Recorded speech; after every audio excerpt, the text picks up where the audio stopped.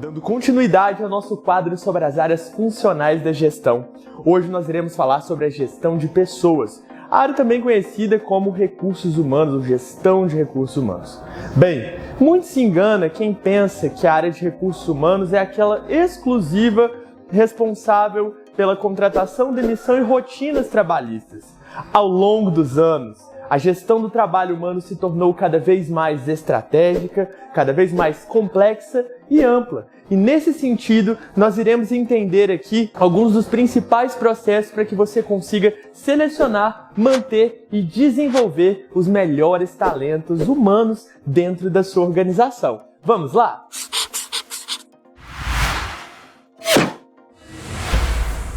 A primeira lição desse quadro da Contagiar é: entenda a diferença entre recrutamento e seleção. O recrutamento consiste num processo de comunicação, ou seja, você divulgar a vaga para os públicos adequados. Ou seja, você colocar uma mensagem, uma identificação que vai atrair as pessoas munidas das competências ideais para as necessidades daquele cargo que está em aberto. E o que são essas competências? São os conhecimentos, as habilidades, as atitudes, os valores e as experiências que as pessoas que vão se candidatar para a sua vaga possuem. A segunda etapa que muitas pessoas confundem é a seleção. O processo seletivo, ele ocorre após o recrutamento. Ou seja, você vai usar um conjunto de técnicas como provas de habilidades específicas, dinâmicas de grupo, testes psicológicos, lembrando que exclusivamente com o auxílio de um profissional de psicologia, ou alguma outra ferramenta para avaliar, triar os currículos apresentados e as pessoas que se apresentaram para aquelas vagas para que você consiga selecionar o melhor. Então, integrando o recrutamento, que é um processo de comunicação da vaga aos públicos adequados, e fazendo uma boa avaliação, uma boa triagem dos candidatos que você conseguiu recrutar, você consegue uma boa colocação e atrair pessoas que vão se sentir motivadas e vão se dedicar àquela vaga dentro da empresa. Correto? Segundo processo, entenda a aplicação de pessoas. Depois que você recrutou e selecionou as pessoas certas, é preciso alocar e dividir o trabalho humano de maneira organizada, de modo que não haja serviço sem fazer e de modo que não haja retrabalho. Ou seja, aquilo que é para todo mundo fazer da empresa, acaba que por todo mundo pensar que alguém vai fazer, ninguém acaba fazendo. Então, dessa forma, é muito importante que você aprenda, que você desenvolva um bom plano de cargos e salários, um bom plano de carreira, que você consiga desenvolver um organograma e um funcionograma dentro da organização, ou seja, um documento que vai descrever detalhadamente as atividades dentro da organização e que as pessoas consigam se orientar para aquilo que elas vão fazer, para aquilo que elas vão desempenhar dentro da organização. O terceiro processo de gestão de pessoas consiste no desenvolvimento de pessoas e no desenvolvimento organizacional. Bom, o primeiro passo que nós precisamos entender nesse processo é a diferença entre treinamento e desenvolvimento. Em essência, ambos tratam do processo de aprendizagem, que em empresa significa a mudança de comportamento.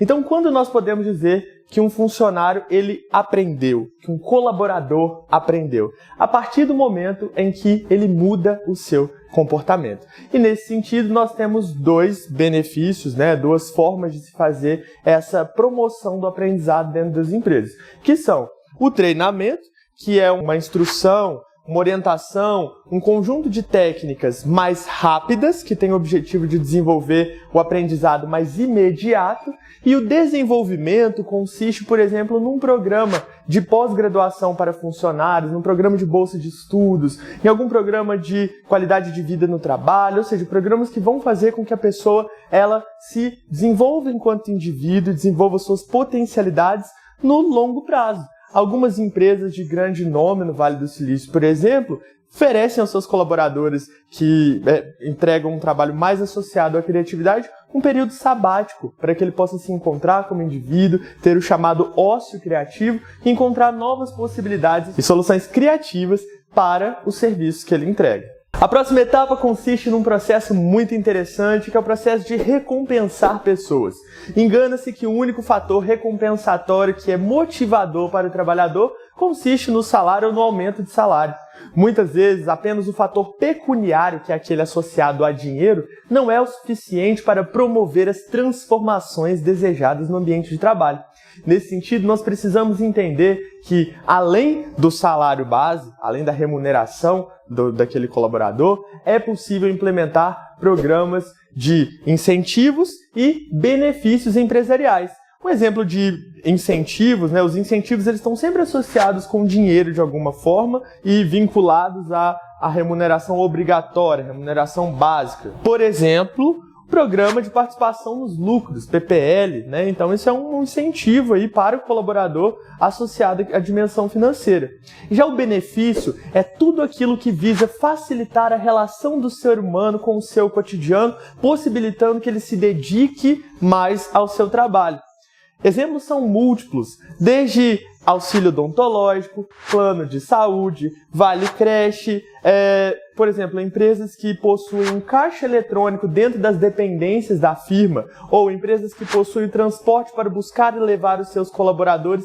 Tudo isso facilita os processos de vida do colaborador e facilitam com que ele se dedique, se concentre, mergulhe mais em suas tarefas. E o último processo deste quadro a ser discutido será o processo de retroalimentação do trabalho humano nas empresas, ou feedback. E isso ocorre por meio da avaliação de desempenho.